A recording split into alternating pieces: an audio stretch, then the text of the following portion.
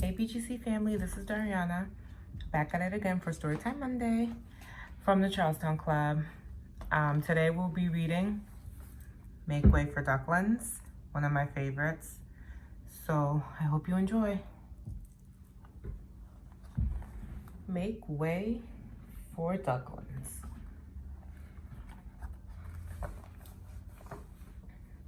Mr. and Mrs. Mallard were looking for a place to live. But every time Mr. Mallard saw what looked like a nice place, Mrs. Mallard said it was no good. There were sure to be foxes in the woods or turtles in the water, and she was not going to raise a family where there might be foxes or turtles. So they flew on and on. When they got to Boston, they felt too tired to fly any further. There was a nice pond in the public garden with a little island on it. The very place to spend the night, quacked Mr. Mallard, so down they flapped.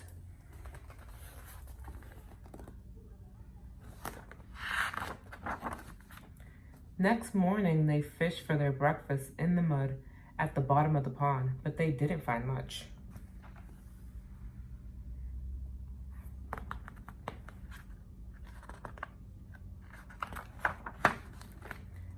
Just as they were getting ready to start on their way, a strange enormous bird came by. It was pushing a boat full of people, and there was a man sitting on its back. "Good morning," quacked Mr. Mallard, being polite. The big bird was too proud to answer, but the people on the boat threw peanuts into the water, so the Mallards followed them all around the pond and got another breakfast, better than the first.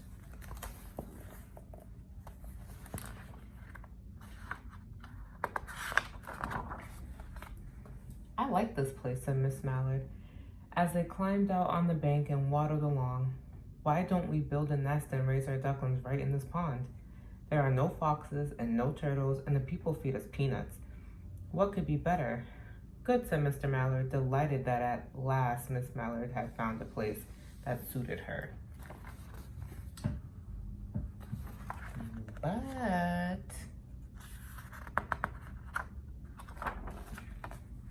"Look out," squawked Mrs. Mallard, all of a teether. "You'll get run over." And when she got her breath, she added, "This is no place for babies. With all those horrid things rushing about, we'll have to look somewhere else."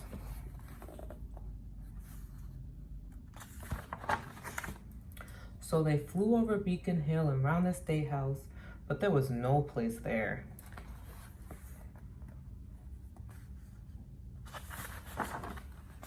They looked in Luxembourg Square, but there was no water to swim in.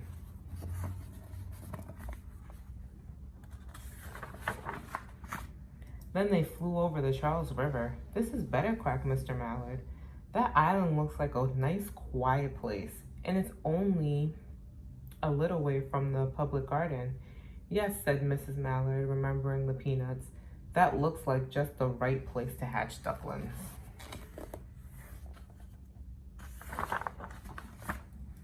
So they chose a cozy spot among the bushes near the water and settled down to build their nest, and only just in time, for now they were beginning to molt. All their old wing feathers started to drop out, and they would not be able to fly again until the new ones grow in.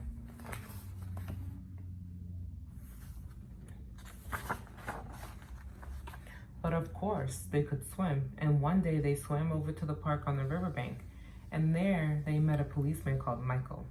Michael fed them peanuts, and after that the Mallards called on Michael every day.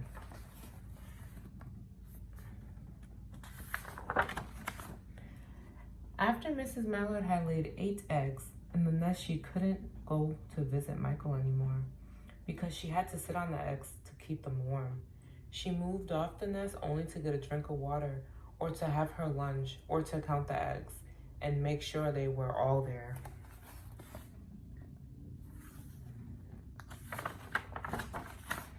One day the ducklings hatched out. First came Jack, then Cack, then Lack, then Mack, and Knack, and Whack. And Pack and Quack Mr. and Mrs. Mallard were bursting with pride. It was a great responsibility taking care of so many ducklings and keep them very busy.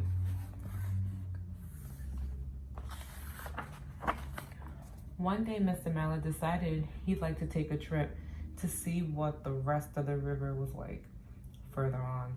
So off he set. "I'll meet you in a week in the public garden," he quacked over his shoulder. "Take good care of the ducklings. Don't you worry," said Mrs. Mallard. "I know all about bringing up children." And she did.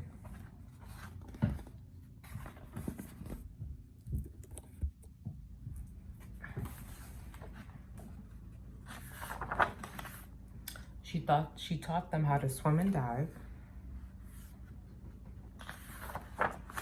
She taught them to walk in a line, to come when they were called, and to keep a safe distance from bikes and scooters and other things with wheels.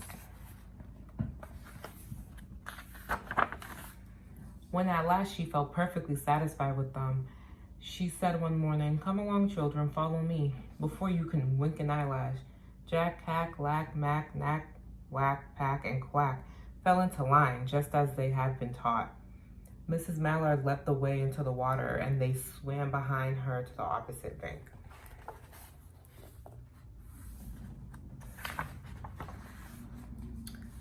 There they waded ashore and waddled along till they came to the highway.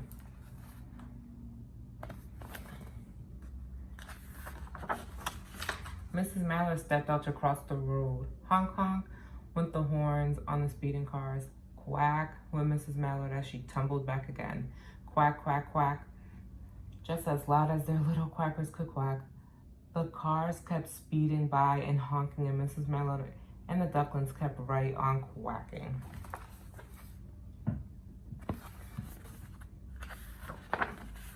They made such a noise that Michael came running, waving his arms and blowing his whistle. He planted himself in the center of the road, raising one hand to stop traffic, and then beckoned with the other, the way policemen do for Mrs. Mallard to cross over.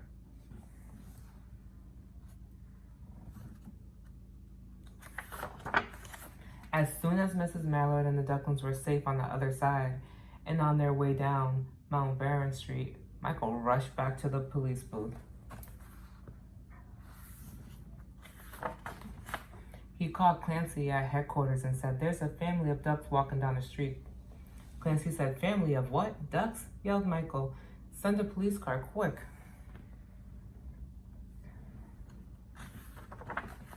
Meanwhile, Mrs. Mallard had reached the corner bookshop and turned into Charles Street with the ducklings all marching in line behind her.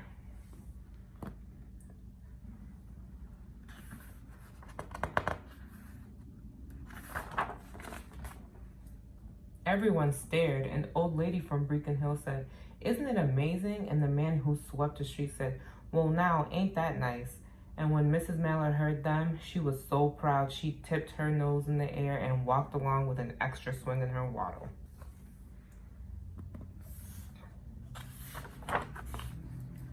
When they came to the corner of Beacon Street, there was a police car with 4 policemen that Clancy had sent from headquarters. The policemen held back the traffic so Mrs. Mallard and the ducklings could march across the street.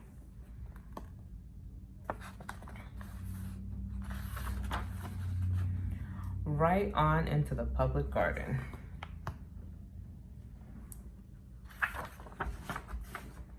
Inside the gate, they all turned around to say thank you to the policeman. The policeman smiled and waved goodbye.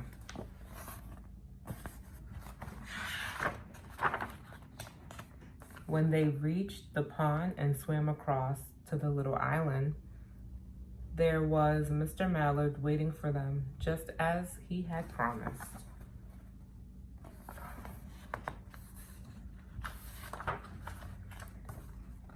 The ducklings liked the new island so much that they decided to live there.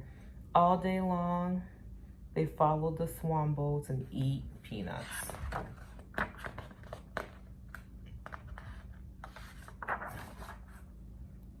And when night falls, They swim to their little island and go to sleep.